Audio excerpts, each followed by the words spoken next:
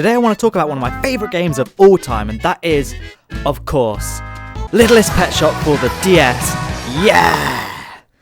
It's not that. I've misled you horribly. In fact, it is Sonic the Hedgehog. And when I say Sonic the Hedgehog, I mean the original, right? Not this one, or even this one, really. It was the original. The one that started it all.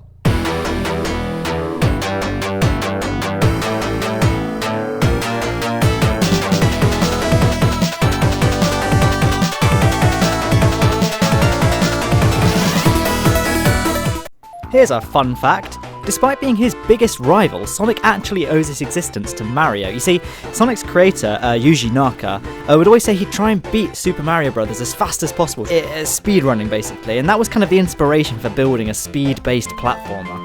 And as you go through the game, you can kind of see more inspirations from Mario, right? First of all, it's a platformer, so I guess that is kind of an inspiration, I guess. But also the fact you've got a boss at the end of each level, and you have power-ups that are very similar to Mario. I mean, instead of the question mark block, Sonic has these kind of TV screens, and you have the shield power-up, the 1-up power-up, the invincibility power-up, the 10 rings power-up, etc. And you'll find a similar counterpart for all of these, really, in the Mario games. Despite the games having their very obvious similarities, I always preferred Sonic when I was growing up. After playing a Sonic game, going back to Mario just felt slow and tedious, and when you compare the graphics side by side, there was just no comparison. Sonic just looked more colourful, the graphics themselves just popped out more, the palettes were better, everything was faster and more vibrant, and the game just felt more alive!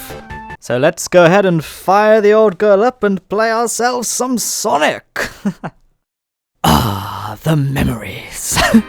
Even though I've beaten this game a ton, I can still enjoy it a heck of a lot every time I play it, just because, unlike Mario, where there's really only kind of one linear pathway you can take, in Sonic there are multiple ways of beating every level, and every time you play through you can have the potential of discovering new shortcuts, or new areas, or just discovering things! Like on Green Hill and Starlight Zone, you can actually destroy some of the walls and get to secret parts of the level that can often contain either cool shortcuts or power-ups, my personal favourite being on Green Hill 3.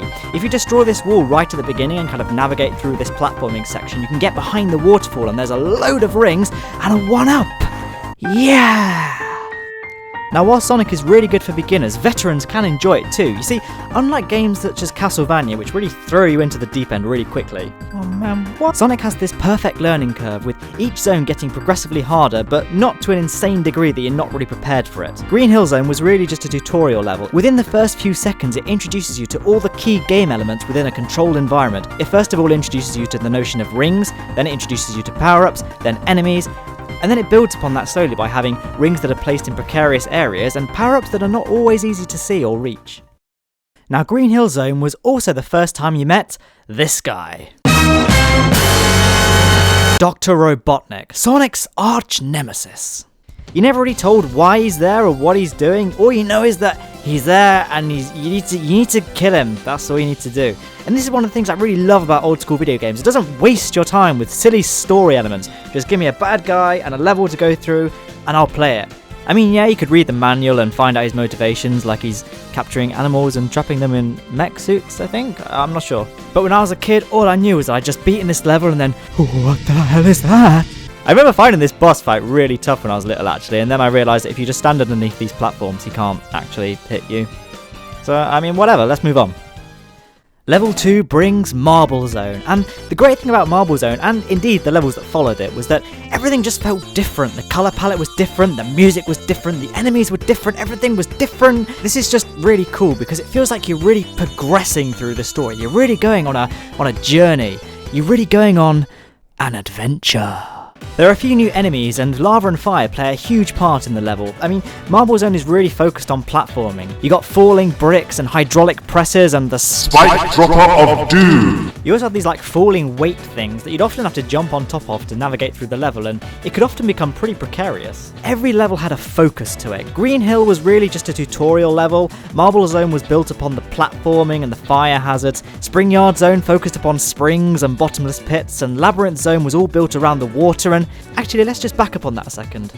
Now, when I first got to this level as a kid, I found it out of this world difficult. Well, I mean, on reflection, it's not that hard, but it's so different to the rest of the game that it really kind of throws you off when you first get to it. While Spring Yard Zone was a fairly difficult level, especially the boss fight, Oh, come on! In my opinion, Labyrinth Zone is the first time your skills are truly put to the test. The water levels in Mario games were completely different to all the other levels, whereas the Sonic water levels are pretty much unchanged in terms of their basic design, apart from the fact they're filled with water. But the water is what changed everything. By this point in the game, you'd gotten pretty used to how Sonic reacts and jumps in the normal levels, so the introduction of the water really screwed around with you. Sonic has this much slower jump arc, and because you can't get up to speed faster, you have to react sooner, and it's much harder to time your jumps without getting hit.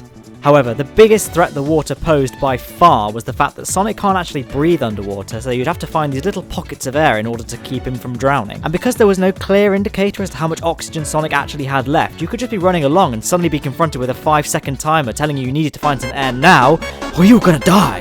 Oh god, find some air, find some air, find some air. Oh, come on! Another thing that makes Labyrinth Zone unique is its boss fight. The boss fight is completely different to anything else in the game. You don't actually attack Robotnik in this one. All you do is chase him up this shaft that's slowly filling with water. And if you screw up and die, you have to reattempt it with no rings available to you. So you really had to strike a balance between getting up the shaft fast enough so you don't drown, but also trying to avoid all the obstacles in the way. It could get pretty intense towards the end. After Labyrinth Zone, things do get a little bit easier with Starlight Zone. It's probably the most forgettable zone in the game, but it does have some very cool high-speed segments and the most annoying enemies in the world. Seriously, the only way I found to reliably kill these guys is to get hit by them and then use the temporary invincibility to then attack them. There are also bomb enemies and fans and bottomless pits, and yeah, let's move on. This zone. Oh, it's beautiful. It's beautiful. Oh wait, no. That's not the word I need. No, it's really freaking hard. No. The difficulty level in this game increases nicely, and then bang! Scrap Brain throws you straight past the deep end and over a cliff. This zone is borderline masochistic in its level design. Sometimes it feels nearly impossible to avoid death. Let's just go back to the Mario comparison for a second. I never liked in the new Super Mario Bros. Games, its way of increasing the difficulty level was just to spam you with enemies. In Scrap Brain Zone, the enemies are actually fairly uncommon, and they're usually pretty easy, generally just a caterpillar or one of these weird Darth Vader jelly baby things? I don't know. Instead, the level uses its design to make things difficult. Can you believe it? Can you believe it? Can you believe it? There are bottomless pits like no tomorrow, there are these spinning fire bridge things, there are these spinning wheels of death, Tesla coils, and just generally difficult segments. One of the cooler things about this level is the fact that it doesn't really end in a conventional way. Instead, it cuts to this sort of interactive cutscene in a way. You're standing trapped here with Robotnik on the other side of this force field, and he's like, ha ha ha ha ha, and you're like, no! And then he jumps on this thing, and then the floor falls away, but you get a moment to sort of lock eyes with him and desperately try and survive, but ultimately you end up getting dropped in too. Without a shadow of a doubt, Scrap Brain Zone Act 3 is the hardest level in the game. It's essentially Labyrinth Zone on steroids. The walls are all washed out and the water is purple and there are barely any air pockets. In addition to this, the level is massive with many different routes to take. Parts of the level borderline on unfair and you will have several moments where you nearly drown. Oh god, find some air, oh no, come on.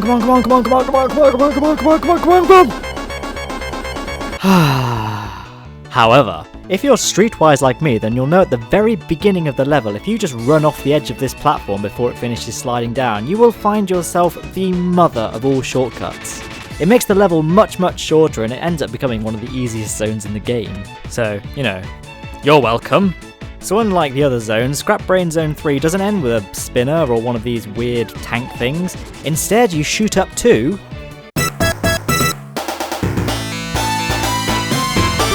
Final Zone, yes! You thought Scrap Brain was the final zone? Wrong! You're now back up to the factory level, but this time you're on the other side of the force field, and now it's about to go down. Oh crap. Okay, now it's about to go down. This zone is essentially just a boss fight, and there are no rings either, so it gets pretty intense. There are these 4 pistons that can slam down, and you need to hit the one that Robotnik is hiding inside. In between each piston fire, these balls of electricity shoot across the screen, and you really need to act fast in order to avoid them. But when you're done, it is, well, it is satisfying. And you can even chase Robotnik down and destroy his ship once and for all. and then the game is done. Ah, Sonic, you'll always have a place in my heart. The other Mega Drive games were pretty awesome too, but now I think it's time to put you away.